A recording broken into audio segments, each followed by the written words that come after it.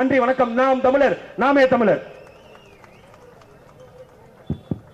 அடுத்து இளைஞர் பாசறை மாநில ஒருங்கிணைப்பாளர் இடும்பவனம் கார்த்திக் அவர்கள்.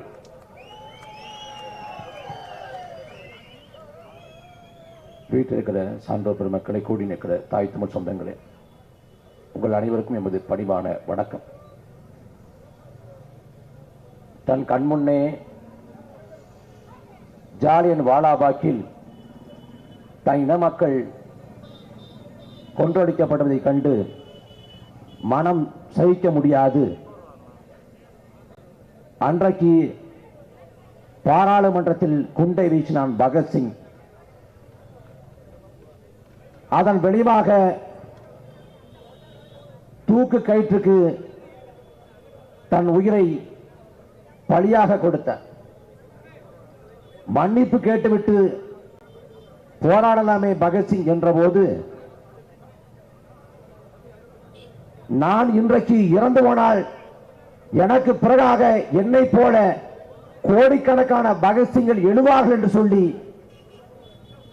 தன் இன மக்களின் சாவுக்கு எதிராக தன் உயிரை ஈகம் செய்தான் பகத்சிங்கிற ஒப்பற்ற புரட்சியாளர். அதே போல தன் கண்முன்னே தன் இன மக்கள் சாவதை கண்டு சகிக்க முடியாது. தமிழ்நாட்டு இளைஞர்கள் இன உணர்வற்று, மான உணர்வற்று தன் இன சாதை அறியாது இருக்கிறார்கள் என்று எண்ணி தன் உயிரை தியாகம் செய்து, நான் உயிராயுதம் ஏந்துகிறேன், நீங்கள் நகலாயுதம் ஏந்துங்கள், நான் சொல்லுகிற செய்தியை கொண்டு போய் சேர்த்து நகலாயுதம் ஏந்துங்கள் என்று சொல்லி உயிரை ஈகம் செய்தான் அண்ணன் முத்துக்குமார் அவர்கள். அண்ணன் முத்துக்குமார் உயிரை ஈகம் செய்து 14 ஆண்டுகளை கடந்துட்டோம். 2009 ஜனவரி 29 அன்று அண்ணன் முத்துக்குமார் தீக்குளித்து மாண்டு போனார். நம்மை போல எளிய குடும்பத்தில் பிறந்தவர் அண்ணன் முத்துக்குமார். அவருக்கு வாழ வேண்டும் என்ற கனவு இருந்திருக்காதா? இருந்திருக்கும். எல்லோரையும் போல செல்வ செழிப்போடு வாழ வேண்டும், எல்லோரையும் போல காதலித்து திருமணம் செய்து வாழ வேண்டும், சுகமாக வாழ வேண்டும், தனிப்பட்ட வாழ்வில் சாதிக்க வேண்டும், பேர் பெற வேண்டும், புகழ் பெற வேண்டும், நன்றாக வாழ வேண்டும் என்ற கனவு அண்ணன் முத்துக்குமாருக்கும் இருந்திருக்கும். ஆனால் எல்லாவற்றையும் கடந்து என் தனிப்பட்ட வாழ்வை விட என் இனத்தின் நலன்படு என்று தீக்குளித்து மாண்டு போனார் அண்ணன் முத்துக்குமார். அவர் இந்த உலகத்துக்கு மரண சாசன அறிக்கை போல ஒரு அறிக்கையை கொடுத்து விட்டு சென்றார். அதுல 14 கோரிக்கை வைத்தார் இந்த உலகத்துக்கு. அண்ணன்கள் சொன்னது போல, விதியை விதியை என் செய்ய நினைத்தா என் தமிழ் சாதி என்று தொடங்கி 14 கோரிக்கைகளை வைத்தார் அண்ணன் முத்துக்குமார். அந்த 14 கோரிக்கைகளில் 3 கோரிக்கைகள் சிங்கள மக்கள்ல பாதிக்கப்பட்ட மக்களுக்கான நீதி வேணும். இலங்கையில கொலை செய்யப்பட்ட சிங்கள பத்திரிகையாளர் லசந்தா அவங்களோட மரணத்துக்கான நீதி வேணும். தமிழ்நாட்டுக்குள்ள தஞ்சம் புகுந்த சிங்கள தம்பதியர் மீதான பாஸ்போர்ட் குற்றச்சாட்டு நீக்கப்பட்டு அவர்கள் வாழ ஏற்பாடு செய்யப்படணும். தமிழ்நாட்டுக்குள்ள தஞ்சம் புகுந்திருக்கக்கூடிய சிங்கள பத்திரிகையாளர்களுக்கு பாதுகாப்பு தரப்பட வேண்டும் என்று 3 கோரிக்கை வைத்தான். ஈழத்தை கண்முன்னே மக்களை கொன்றளித்தது சிங்கள பேரணவாதம். சிங்கள மக்களை கொன்று குவித்துக் கொண்டிருக்கிற தமிழ் மக்களை இருந்த போதும் அந்த சிங்கள மக்களிலிருந்து பாதிக்கப்பட்டவங்களை காக்கணும்னு தன் சாவின் விளிம்பில் என்ற போது சொன்ன அண்ணன் முத்துக்குமார். அறத்தின் சாட்சியாக இருந்தான் அண்ணன் முத்துக்குமார். அவர் எந்த நோக்கத்துக்காக இறந்து போனார்? தன் இனம் செத்துவிடக் கூடாது, தன் இனம் அழிந்துவிடக் கூடாது என்ற உயர்ந்த நோக்கத்திற்காக தன் உயிரை கொடுத்தேனும் தன் இனசாவை தடுக்க வேண்டும் என்ற உன்னத லட்சியத்திற்காக உயிரை ஈகம் செய்தார். அண்ணன் முத்துக்குமார் மட்டுமா? லண்டனிலே முருகதாசன், கடலூர் தமிழ்வேந்தன், புதுக்கோட்டை பாலசுந்தரம், பள்ளப்பட்டி ரவி, சீர்காழி அமரேசன், கடலூர் ஆனந்த், மலேசிய செபஸ்டின், உலகம் முழுக்க 18க்கும் மேற்பட்ட தமிழர்கள் செத்து விழுந்தார்கள். என் இனம் சாக கூடாது என்று தன் உயிரை ஈகம் செய்தார்கள். விளைவு இனமும் செத்தது, அவர்களும் செத்தார்கள். 14 ஆண்டுகளை கடந்துட்டோம். 2 லட்சம் மக்கள் கொண்டடிக்கப்பட்டான். இன்னைக்கு மறந்து கடந்து போங்கிற எத்தனை காலத்துக்கு ஈழத்தை பேசுவேன், அதை விட்டுட்டு வெளில வாங்குறான். என் அன்பான சொந்தங்களே, 2 லட்சம் தமிழர்கள் கொண்டடிக்கப்பட்டிருக்கிறார்கள். அந்த சாவுக்கான நீதி இன்றைக்கு வரைக்கும் கிடைக்க போறல. மஹிந்தா ராஜபக்சே, கோத்தபய ராஜபக்சே, பசில் ராஜபக்சே எல்லாரும் நல்லா வாழ்ந்து கொண்டிருக்க. மறுபடியும் இலங்கையில் பார்த்தா தமிழர்கள் இரண்டாம் தர குடிமக்கள் நடத்தப்படுறாங்க, உரிமைகள் பறிக்கப்படுது, தமிழர் நிலங்கள் ஆக்கிரமிப்பு செய்யப்படுது, எல்லா இடங்களும் பௌத்த விகார்கள் நிறுவப்படுது. அப்போ நாம் எதற்காக எல்லாவற்றையும் இழந்தோமோ அது எல்லாம் இன்றைக்கு வினாகி போனது. அந்த முத்துக்குமார் தெளிவாக பதிவு செஞ்சான். அவரோட மரண சாசன அறிக்கையில் இருக்கும். அவன் என்ன சொல்றான், தமிழீழ நிலத்தில் இருக்கக்கூடிய விடுதலை புலிகளே என்ன செய்வது, உங்களுக்கு அமைந்தது போன்ற உன்னத தலைவன் எங்களுக்கு இல்லைன்னு பதிவு பண்ற. அன்னைக்கு ஐயா வைகோ இருந்தாங்க, ஐயா ராமதாஸ் இருந்தாங்க, அண்ணன் திருமாவளவன் இருந்தாங்க, எல்லாரும் இருந்தாங்க. ஆனால் தெளிவா பதிவு பண்ணா, என்ன செய்வது, தமிழீழ நிலத்தில் இருக்கக்கூடிய விடுதலை புலிகளே உங்களுக்கு அமைந்தது போன்ற உன்னத தலைவன் எங்களுக்கு இல்லைன்னு. அடுத்த வார்த்தையில் அவன் சொல்றான், நம்பிக்கை மட்டும் கைவிடாதீர்கள், இது போன்ற கையறு காலங்கள் அந்த தலைமையை உருவாக்கும் அடையாளம் காட்டும். அவன் சொன்ன தலைமைதான் கருவாகி உருவாகி நாம் தமிழர் என்று எழுந்து நிற்கிறது. எந்த நாளில் இனத்தை அளித்தார்களோ 2009 மே 18 அந்த நாளில் இனத்தை அழித்து முடித்தார்கள். அழித்து முடித்துவிட்டு அவ்வளவுதான், தமிழனை கொன்று முடித்து விட்டோம், உங்கள் புலிக்கொடியை தாழ்த்து விட்டோம், உங்கள் தாயக கனவை சிதைத்து விட்டோம், உங்கள் தலைவர் பிரபாகரனை கொண்டடித்து விட்டோம் என்று மண்ணை முத்தமிட்டு எக்காலமிட்டு சிரித்தான் ராஜபக்சே. எந்த மே 18 நாளில் அவன் சிரித்தானோ, எந்த நாளில் எல்லாம் முடிந்துவிட்டது என்று எக்காலம் விட்டார்களோ, அதே மே 18 குறிவைத்து 2010 ஆண்டு அதே புலிக்கொடி ஏந்தி அதே லட்சிய தாகத்தை சுமந்து அதே தலைமையை ஏற்று உலகம் முழுக்க வாழ்ந்த தமிழரை திரட்டி நாம் தமிழங்கிற பெருமுழக்கத்தோடு மதுரை மண்ணிலே கண்ணகி பாட்டி நீதி கட்ட மதுரை மண்ணிலே நாம் தமிழக கட்சி எழுந்தது. அதே முழக்கம் தலைவர் பிரபாகரன் சொன்னது போல, எங்கள் போராட்ட முறைகள் மாறலாம், எங்கள் போராட்ட நோக்கம் மாறுவதில்லை என்று சொன்னது போல அதே நோக்கத்துக்கு அனுக்கிறோம். ஈழத்தில் இறுதிக்கட்ட போரின் போது மக்கள் கொலை செய்யப்பட்ட போது கொன்றடிக்கப்படுகிற இறுதி தருணத்தில் அண்ணன் சூசி அவர்கள் பேசுறாங்க, சொல்லுங்க சொல்லுங்க சீமான்ட்ட சொல்லுங்க, சீமான நம்பிதான் விட்டு போறோம் சொல்லுங்க என்று சொல்றாங்க.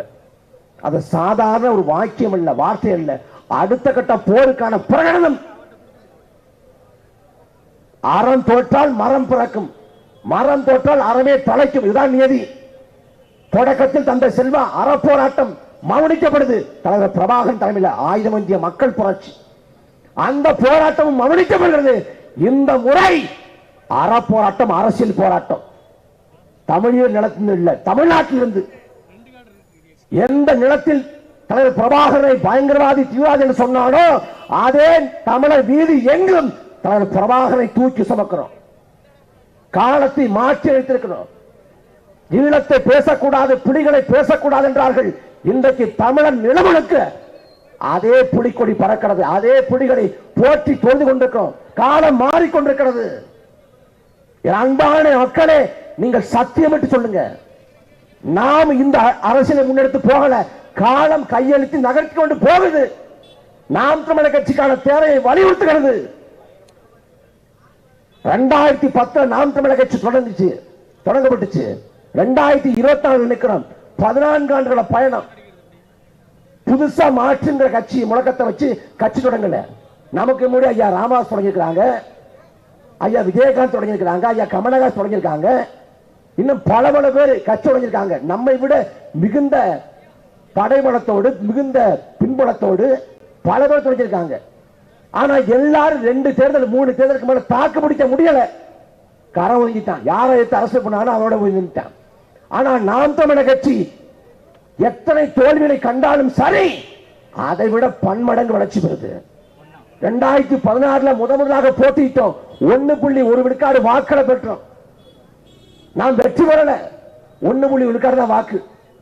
சட்டமன்ற தேர்தலில் நாம் தமிழர் கட்சி தோத்து போச்சுன்னா அதுக்கு பிறகு பார்லிமெண்ட் தேர்தல் வருது 3 ஆண்டு கழிச்சு 2019 சட்டமன்ற தேர்தலில் வெல்லாத கட்சி பார்லிமெண்ட் தேர்தல் என்ன சாதிக்க போது நினைச்சான். 4 மடங்கு வளர்ச்சி பெற்றது. அப்போது நம்ம வெற்றி பெறல. அதுக்கு பிறகு 2021 சட்டமன்ற தேர்தல் வந்துச்சு. போன தேர்தலில் வெல்லாத கட்சி இந்த தேர்தல் என்ன சாதிக்க போது நினைச்சான். அதை விட அதிகப்படியான வாக்கு விழுக்காடு. இந்திய பெருநிலத்திலேயே ஒரு கட்சி வெற்றியை ஈட்டல, ஆனா வளர்ந்து கொண்டிருக்கு, செல்வாக்கு பெருகிக் கொண்டிருக்கிறது என்றால் அது நாம் தமிழர் கட்சி மட்டும்தான். அசாத்தியமான மாற்றத்தை ஏற்படுத்திக் கொண்டிருக்கோம். பணம் கொடுத்தால்தான், காசு கொடுத்தால்தான், சாராயம் கொடுத்தால்தான், சாப்பாடு கொடுத்தால்தான் மக்களை திரட்ட முடியும் என்ற நிலையை உடைத்து 1 ரூபாய் காசு கொடுக்காம மக்கள் அணி திரட்டுறோம். ஈரோடு கிழக்கில் 100 கோடி செலவு பண்ணா திமுக. 100 கோடி பணம் கொடுத்து, பரிசு பொருள் கொடுத்து, சாப்பாடு கொடுத்து, சாராயம் கொடுத்து, கொட்டி கொடுத்து அவன் வாக்களை பெற்றான். 1 ரூபாய் காசு கொடுக்காது 10,000 வாக்களை பெற்றது நாம் தமிழர் கட்சி. மகத்தான ஜனநாயக புரட்சி. இந்த மண்ணுக்காக, மக்களுக்காக சமரசம் இல்லாம போராடுறோம். காவிரி சிக்கல், முல்லை பெரியாறு, பாலாறு, கச்சத்தீவு, மீத்தேன், ஹைட்ரோகார்பன், 8 வழிச்சாலை, உயர்மின் கோபுரம், ஸ்டெர்லைட், அணு உலை, அணுக்களி மையம், இப்படி எல்லா சிக்கலுக்கும், எல்லா பிரச்சனைக்காக போராடுறோம். தானே புயல், ஒக்கி புயல், நிவர் புயல், வர்தா புயல், கஜா புயல், சென்னை பெருவெள்ளம், மக்கள் திருத்த காலகட்டத்தில் மக்களோட களத்தில் மக்களுக்கு உதவியா நின்றிருக்கும். நாம் ஏற்படுத்துவதுதான் அசாத்தியமான மாற்றம். திமுக அதிமுக மறுபடியும் வென்றாக போகுது. திமுக மறுபடியும் திமுக வாக்கு செலுத்தி அதிமுக மறுபடியும் வாக்கு செலுத்தி என்ன சாதிக்க போறோம்? எதற்காக வாக்கு செலுத்தணும்? இந்த ஆட்சியாக நமக்கு விளைஞ்ச நன்மை என்ன?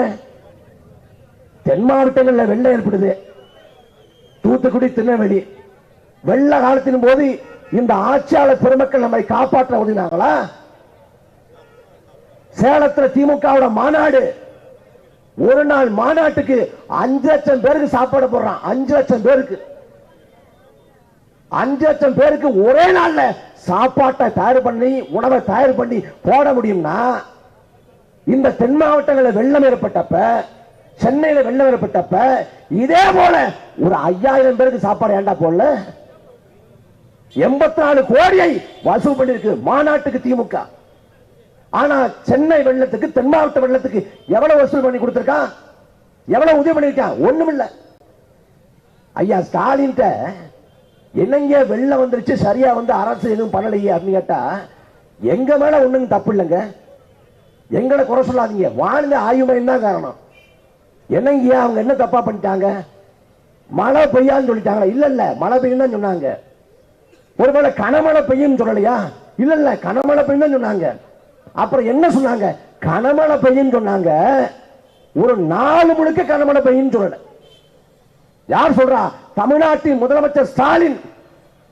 கனமழைனாலே ஒரு நாள் முழுக்க பெய்யிருக்காண்டா, தனியா சொல்வாங்களா? அப்புறம் எப்படிப்பட்ட ஆட்சியாளர் பெருமக்கள்!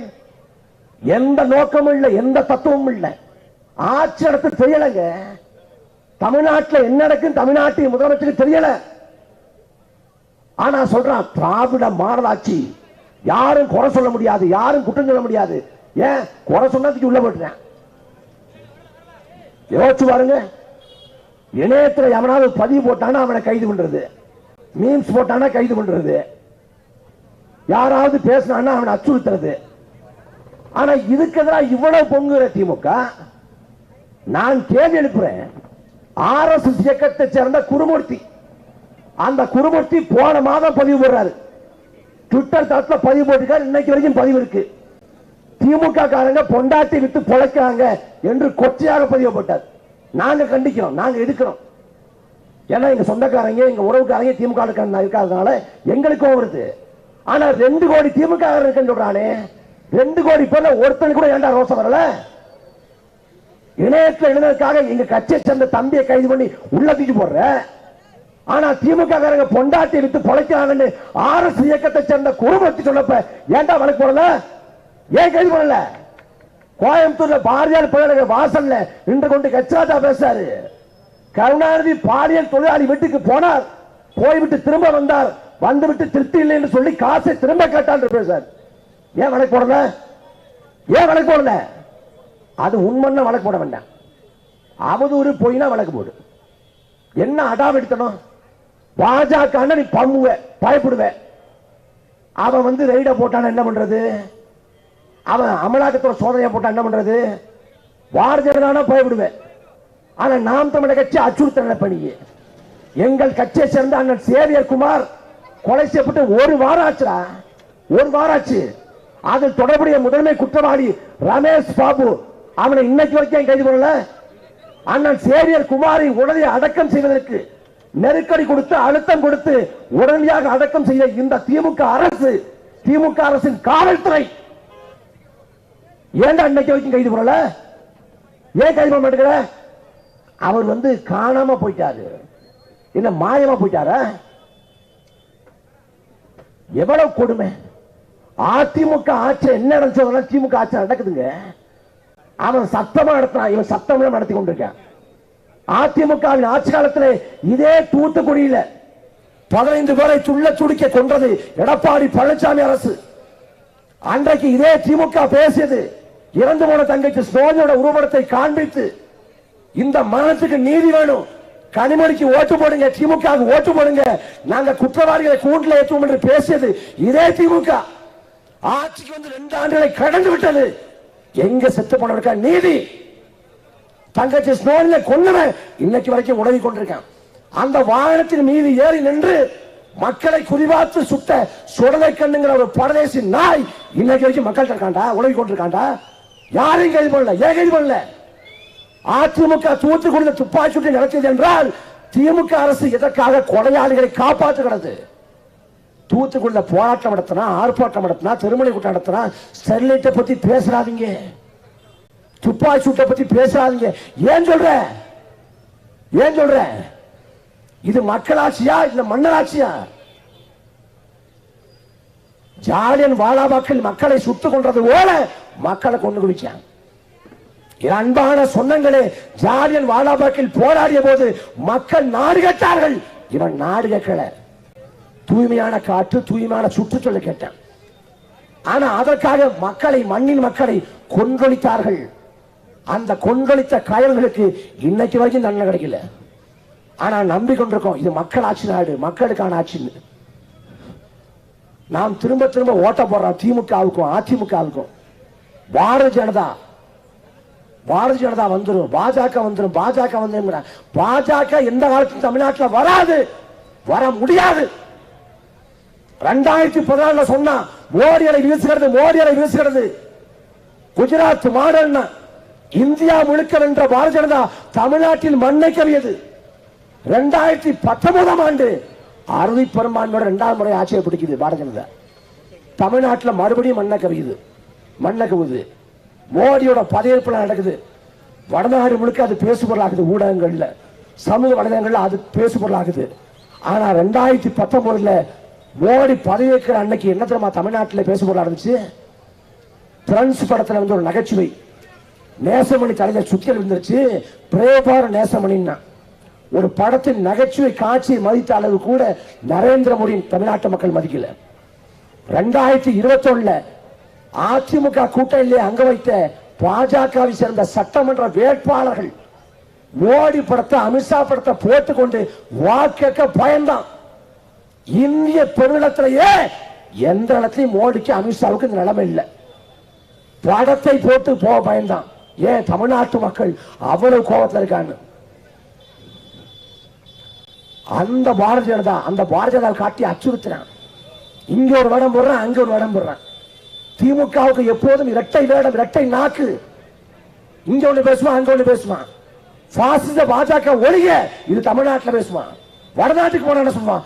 பாஜக எங்கள் இனிமையான எதிரிகள், ஸ்வீட் எனிமீஸ்மா. இங்க செங்கல்ல காட்டுவான். இந்த திருச்சால நெண்டான்னு ஒரு படம் இருக்கு. அந்த படத்துல செங்கல் சைக்கோன்னு ஒருத்தருப்பேன். அந்த மாதிரி செங்கல் எடுத்துட்டு போயிடுவாரு. எய்ம்ஸ் மருத்துவமனை கொண்டு வரல, மோடி வஞ்சித்து விட்டார்னு. இது எப்ப? 2019-21. ஆனா தேர்தல் முடிஞ்ச பிறகு 2021 மோடியை கூப்பிட போறாரு ஐயா டிஆர் பாலு. அப்ப கேட்கறாங்க, மோடியை கூப்பிடுறீங்களே, போன ஆட்சியை கோபாக் மோடி நீங்க தானே சொன்னீங்கன்னு. வெள்ளித்தட்டுல 11 மருத்துவக் கல்வியை மோடி கொடுத்திருக்காரு. அந்த மோடியை கூப்பிடாம யாரை கூப்பிடுறது? கேட்டது யார்? டிஆர் பாலு. போன மாசம் பேசினாங்க. போன மாசம் உங்க அப்பா வீட்டு சொத்தா அப்படின்னு கேட்டாரு உதயநிதி ஸ்டாலின். ஆனா டெல்லிக்கு போனவனே டிஆர் பாலு சொல்றாரு, தமிழ்நாட்டு மக்களை பாஜக வஞ்சிக்கல, கரிசனம் கொண்டு பாக்குது, கருணையோட பாக்குதுன்னு. அப்ப என்ன? இங்க ஒரு நிலைப்பாடு, அங்க ஒரு நிலைப்பாடு. லெப்ட்ல கையை காட்டுவான், ரைட்ல இண்டிகேட்டர் போடுவான், ஸ்ட்ரெயிட்டா போடுவான். அதுதான் திமுக. இந்தியாவில் எந்த ஒரு மாநில கட்சியும் கிடைக்காத பெருவாய்ப்பு திமுகவுக்கு கிடைத்தது. ஒட்டுமொத்தமாக 18 ஆண்டுகள் மத்திய அமைச்சர்களே அங்க வைத்தது திமுக. ஐக்கிய குஜராத், வாஜ்பாய், மன்மோகன் சிங், விபி சிங், தேவகுடான்னு பல பிரதமருக்கு கீழே 18 ஆண்டுகள் தொடர்ச்சியாக 18 ஆண்டுகள் அங்க வச்சிச்சு. 99 தொடங்கி 2013 வரைக்கும் மத்திய அமைச்சர்கள் தொடர்ச்சி அங்கம். அந்த காலகட்டத்தில் மாநில உரிமையை மீட்பதற்கோ இல்ல மாநில தன்னாட்சி உரிமையை மீட்பதற்கோ எந்த முயற்சியும் எடுக்கல. எவ்வளவுடா கொள்ளையடிக்கலாம்னு பார்த்தான். இன்னைக்கு ஆட்டுக்கு தாடி நாட்டுக்கு ஆள் இருக்கு அப்படின்னு எல்லாம் நாடகம், எல்லாம் வெளி வேடம். நாம புரிந்து உணர்ந்து கொள்ளணும். உணர்ந்து கொள்ளாவிட்டால் வரலாற்றில் பெரும் பிழையாகிடும். அண்ணன் முத்துக்குமார் இறந்து போயிருக்காரு, அவர் லட்சியம் நிறைவேறல. அந்த லட்சிய பணத்தை நாம் தான் எடுத்து போகணும். அண்ணன் முத்துக்குமார் தான் ஒரு கவிதை எழுதுறாரு, யார் அங்கே என் கல்லறையில் நின்று கொண்டு எனக்காக கண்ணீர் வெடிக்கும் அந்த மெழுகுவர்த்திகளை அணைத்து விடுங்கள், அழுகி எனக்கு பிடிக்காத ஒண்ணு. நாம் அழ முடியாது, அழக்கூடாது, இது எழணும். ஒப்பற்ற புரட்சியாளர் அண்ணன் பழனி பாபா சமூக அநீதிக்கு எதிராக, மதவாதத்துக்கு எதிராக போராடி களப்படியான அண்ணன் பழனி பாபா நினைவு நாள் இன்னைக்கு தான். 2 புறம் புரட்சியாளர்கள். இந்த புரட்சியாளர்கள் நெஞ்சிலேந்தி இந்த மண்ணின் விடுதலையை, மக்கள் நலனை வென்றெடுப்போம். நன்றி, வணக்கம்.